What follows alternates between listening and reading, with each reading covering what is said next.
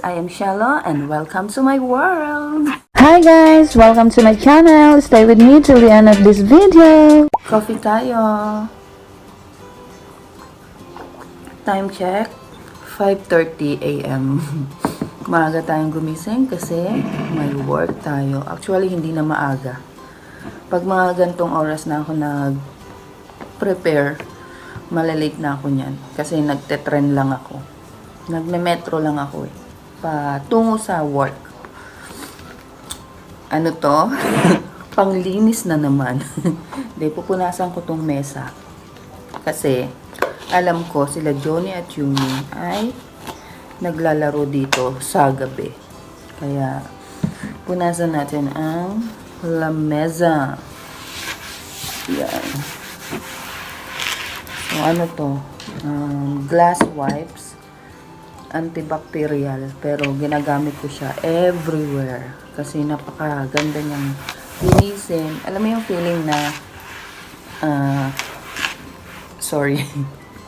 Dighay yun ng pagkagutom, hindi ng pagkabusog. Alam mo yung feeling na nalilinis talaga yung yung mga bagay-bagay kasi nga sabi niya antibacterial siya. So meron siyang 60 wipes sa loob. Mura lang to, 6 dirhams sa Viva Supermarket. Pag winipes mo daw sa salamin ay crystal clear ang result. Aura yung brand. Kaya pagpatuloy na natin ang paglilinis. Mamaya pag uwi ko, maglilinis pa ako. Hindi pa kasi ako nakahugas ng plato. Parang gusto kong yung mamon, kunin ko sa ref. Isa rin to sa mga handa hindi kahapon, nung New Year. Medianoche. Muffins. Ano kaya ang masarap? Sabi ni best friend masarap daw eh. Siya pa lang kasi ang kumain ito. Hindi ko pa siya natikman. Sausaw natin. Malamig. Ayoko sa tinapay ang malamig. Sausaw natin sa kape. Filipino style.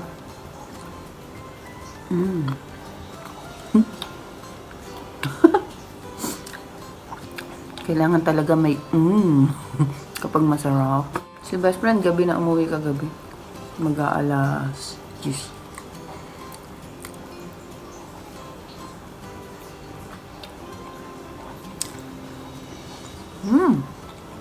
Masarap kaso matamis.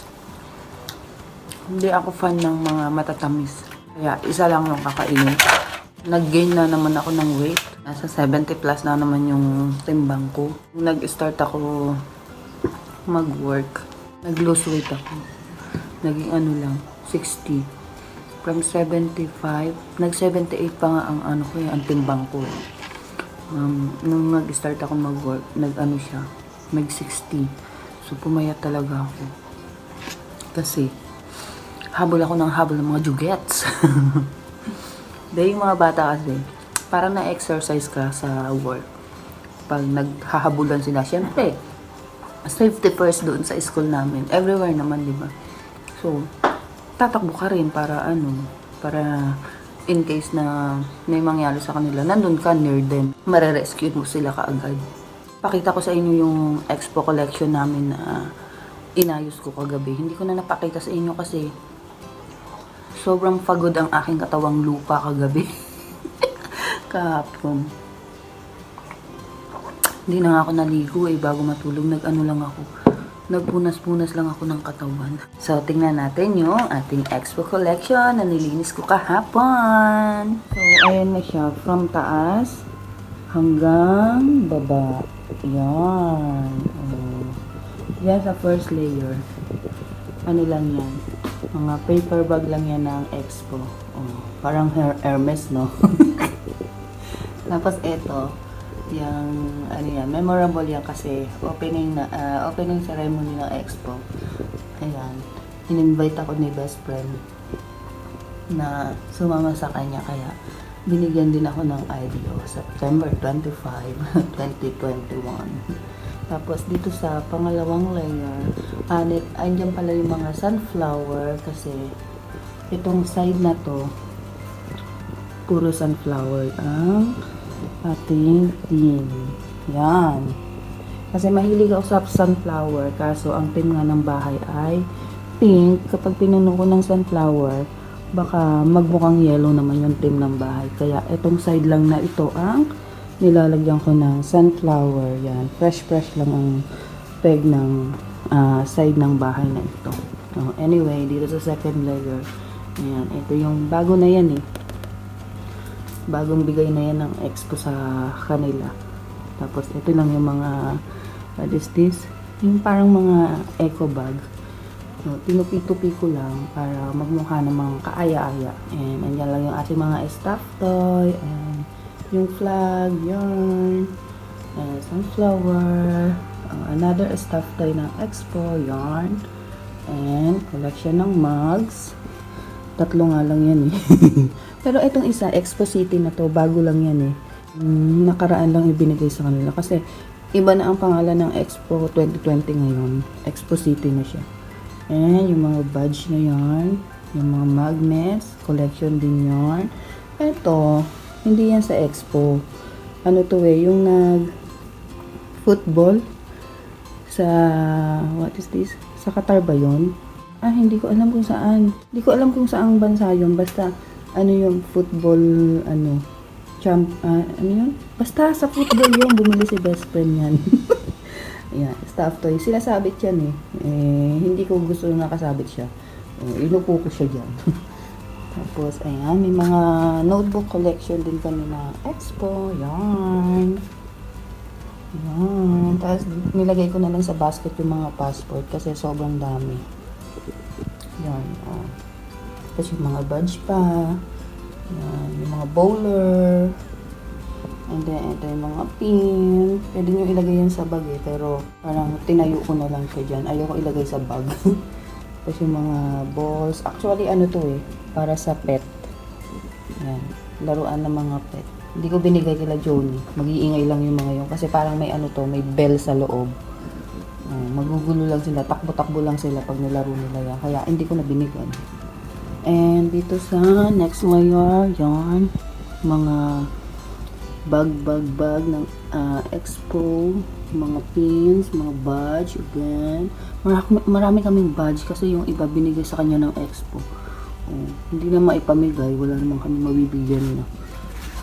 So, extension, dito sa kabilang cabinet. Yan, mga bag ng pambata. Marami na din kaming nabigyan ng mga pamangkin niya. May nakatabi nga para sa Pilipinas eh. Natunog to. Parang kumakanta siya. Dalawa yan eh. Tapos dito sa baba, expo pa rin yan. Eto, wag yung pansinin to. Kasi bigay lang yun ng aking manager doon sa aking work.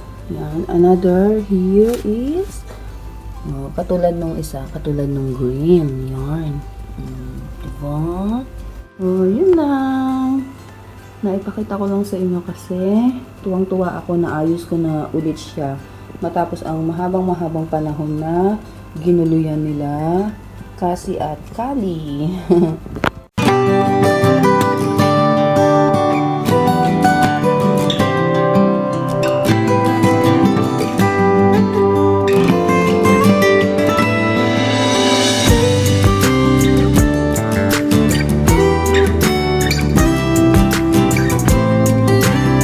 Magpe-prepare ako ng baon namin ni best friend. Sa akin, ang babaunin ko ay biko. Yun. Diba? Ang dami po ito.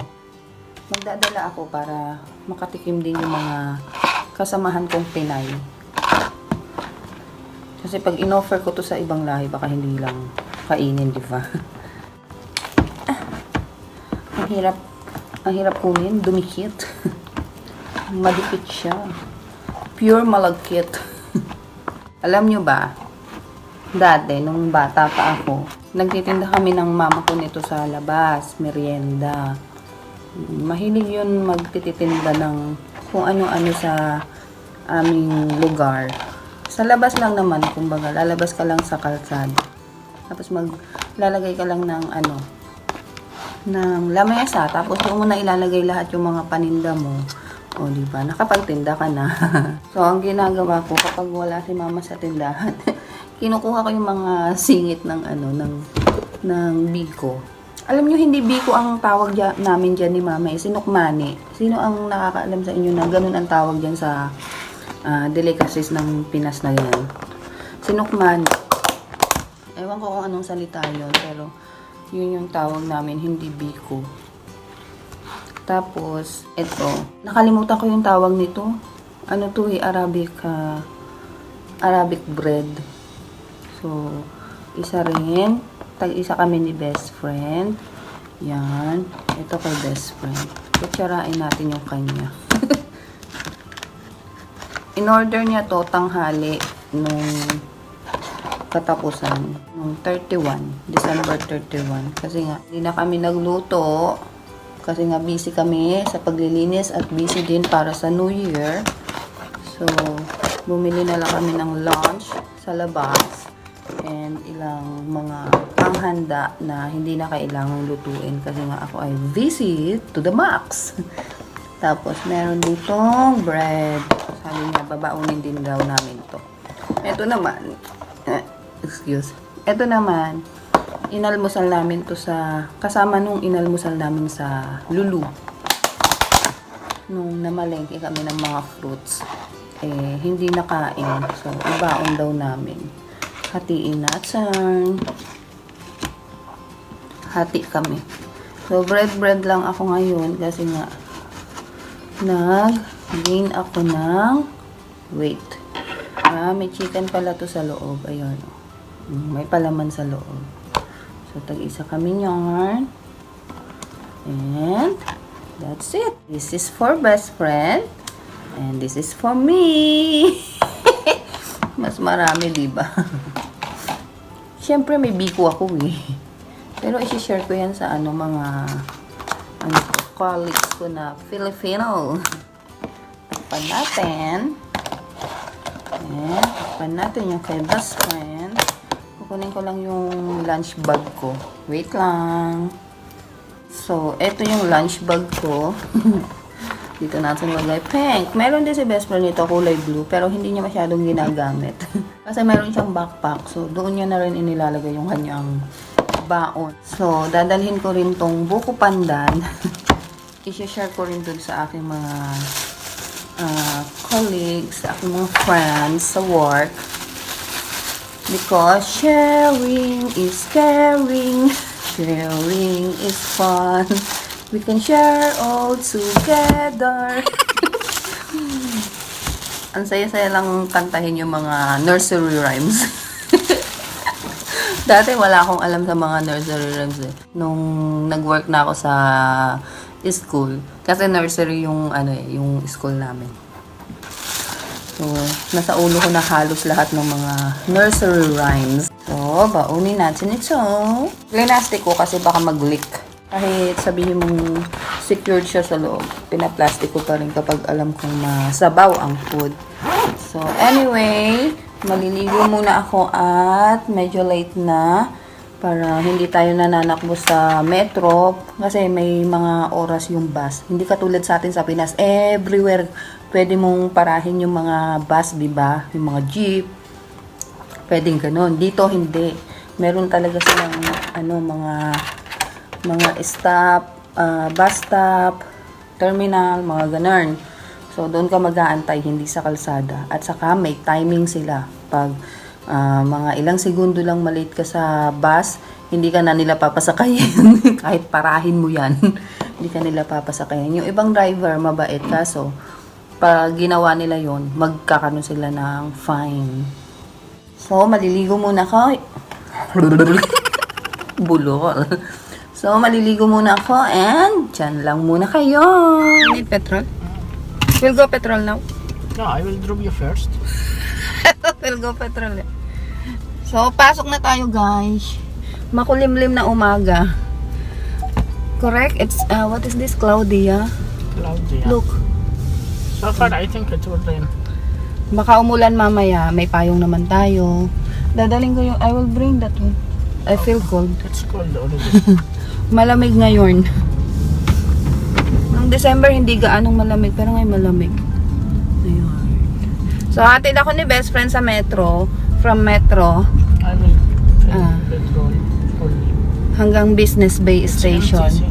Tapos from there, magbabas pa ako patungo sa aking work. And then, pagpatak ng bus stop, maglalakad pa ako. Di ba? Pero medyo late na ako ngayon. Baka mag-taxi ako mamaya. So, biyahe na tayo and dyan muna kayo. So, bago tayo pumasok guys, pakita ko muna sa inyo ang aking OOTD. Straight into my heart. Now I'm falling fast and my world's expanding. Feels like love. Hello, Gonzales! Gonzales. Hi guys! Bahay na ako. Tapos na ang isang araw na work. Isang araw ng takbuhan, kantahan, sigawan. Lagi kami sumisigaw sa mga bata. Hey! Don't do that! Hey! Careful! Yeah. To the kids. All, every day like that. Hey! Why are you crying? It's okay. It's okay, mama. So, atay ng manok, adobo, and rice. It's chicken liver adobo. I thought chicken. You want chicken? There's chicken there, adobo. No. May manok pa kami dun eh, adobo. That is chicken adobo. Yes. You see the... Ay, tumulog. You see the green bowl? Bowl. Green bowl. There is rice that one. Ay, adobo that one. Gusto kong lagyan ng sili. Yung chili flakes. Tapos, nagluto si best friend ng... What is this? Cheese tawok? No. Beriberi. Ah, peri-peri. I like the toasted one. Si kain! Kain tayo!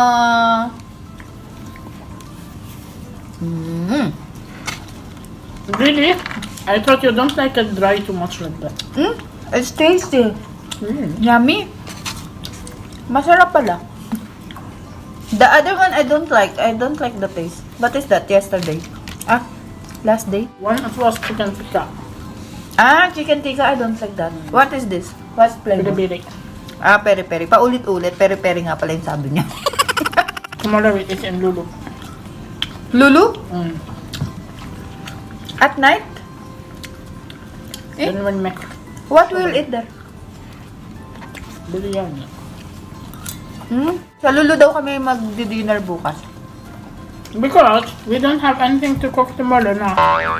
Why? I have only one plate beriberi then. After tomorrow. You still have this one? One. One box? Ah, we need to buy also this one. The Zengat. finger, like KFC. Pambaon-baon kasi, bumibili kami ng frozen. Other, if you don't want, then I will make that one. Burger we have. Pang emergency, bumibili kami ng frozen. It's look yummy. What is it? Olive ni best friend. Hindi siya mabubuhay ng walang mga ganyan. It's not only olive. Mga pickles, olive with carrots, with lemon, with capsicum, sari-sari. Garlic. Ah, garlic also. Gutom na gutom ako kasi hindi ako nagbaon ng rice kanina, di ba? Yung baon ko tinapay at saka yung biko. Hindi ko naman naubos yung biko. Kasi yung mga kasamahan ko, biko din ang dala. What biko?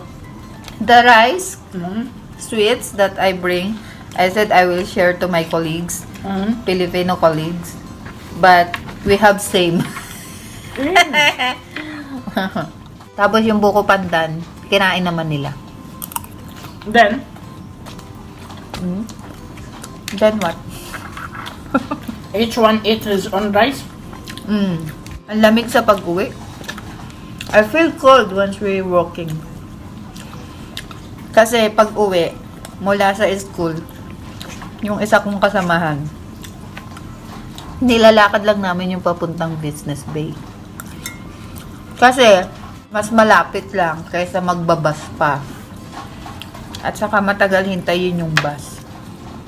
So, dahil maganda ang panahon at walang init, naglalakad kami papuntang metro station. Pero magkaiba kami ng way pagka patak namin sa metro station. You finished? My bread finish. Ano yan? Inom tayo ng juice. Juice? No. No! Not present. Put on! On! The echo. Yeah. See? Ito ay mixed fruit juice. Tumataas na naman ang aking timbang. Kapag nag-gain ako ng weight, marami akong nararamdaman sa katawan. Kaya, masama sa akin ang tumataba. Favorite ko to atay ng manok. Tingnan yung paper plate. It's dancing. Up and down, up and down. Yeah. Bumili kami ng paper plate That's para hindi na masyadong naguhugas ng pinggan. Para pagkakain, pag may work, tapon na lang. So, tapusin muna namin ang aming dinner and dyan lang muna kayo. Above the bird. Uy! Jesus nga! Ah! Ah! It's Jesus. Hello. What is this? What is written? Christian. May nakasulat na na Jesus sa yung pinakita ko sa inyo kagabi na pantulog. Jesus yung nakasulat. Ayan. Kita nyo ba? You didn't see it? Jesus. Balik rin natin para mabasa nyo. Ayan. Jesus. Sinuot ko na. Malaki siya.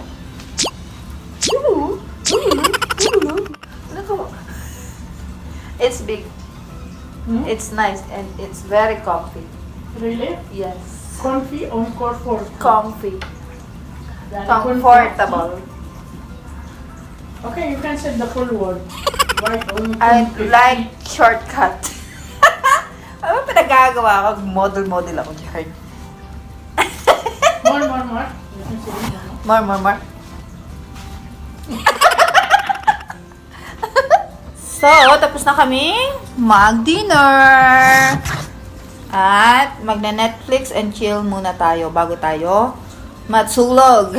Tapos, habang nagna-Netflix and chill, tayo ay kumain ng grapes. Umpisahan na natin kainin yung mga fruits ng New Year kasi baka mabulok.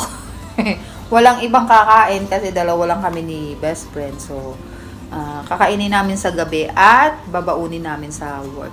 You like it? You feel full, no? My mouth wants something salty. Kaso may may seeds tong ubas. Alam nyo ba dati, tuwing Pasko or Christmas lang kami, Pasko or New Year lang kami nakakakain ng ubas. Siyempre, hindi naman tayo mayaman. Nung bata pa ako, parang Pasko at New Year lang kami nakakakain ng ubas. Tapos, favorite to nung bunso kong anak. Kaya nung nasa Pilipinas ako, pag may work, minsan, binibilihan ko ng ubas yung bunso ko. Para hindi niya naman sabihin, every Christmas and New Year lang siya nakakatikim ng ubas. Mabuto! Matamis! Dati, pag kumakain ako ng ubas, you know before, once I eating ubas, this is ubas, grapes. Okay. We call it ubas. I remove the skin. Why? Yeah, I don't like the skin before. O, ganun ako kumain ng ubas dati. Tinatanggal ko yung balat. Kasi parang napapaitan ako sa balat. I feel it's a bitter taste. That's why. No, it's depend on the type of the.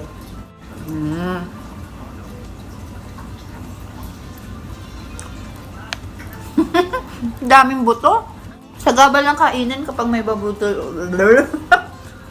Sagabal lang kainin pag mabuto yung ubas, no? Nagagandahan ako sa sa pantulog ko. Dati ayoko ng ganito. Kasi feeling ko hindi bagay sa akin. At saka naanuhan akong kumilos. Pero ngayon napagtitripan ko na ang mga terno-terno na pajama. Sabi nila, pag kumain ka daw ng It's ubas. normal to sleep like that. It's written in the Jesus like that. Yes, it's only pajama. Be careful, this one open. Normal lang ba? Sabi niya, normal ba daw gamitin to? Ay, it's your name. But it's inside pajama na. Inside there is pajama. Normal lang ba daw suotin to pagtulog? See? Jesus will watch me while I'm sleeping. Hindi ko nabasa to nung nabili ko. Siya pa yung nakabasa ngayon lang. Hindi ko rin naman nabasa kagabi nung pinakita ko sa inyo, no? Tomorrow you will make my hair Which black or in weekend. Weekend na. We don't have time. May binili kasi kaming pangkulay ng buhok. Yung parang blackening shampoo. Magkukulay na din ako. Kasi dry na yung buhok ko. Dapat magpapariban kami bago mag New Year. Kaso, hindi natuloy. Kasi nabisi ako sa paglilinis. So, tinamad kaming magpasalon. Salon day? It's karban. Because I clean too much. Dapat magpapawax si best friend. Tapos, magpapa-facial. Tapos, ako magpapariban. Saka, mani-pedi. Hindi natuloy. Ayaw mo yun. Hindi ka nagastusan. Parang ang lapad-lapad ko naman dito sa sa pantulong na i-touch. Or masyado lang malapit yung camera. Lumayo nga tayo. So, magne-Netflix and chill muna kami, ha? Balikan namin kayo kung may time pa. Pag hindi pa kami inantok sa panunood. So, dyan lang muna kayo. Thank you so much for watching and see you on my next one.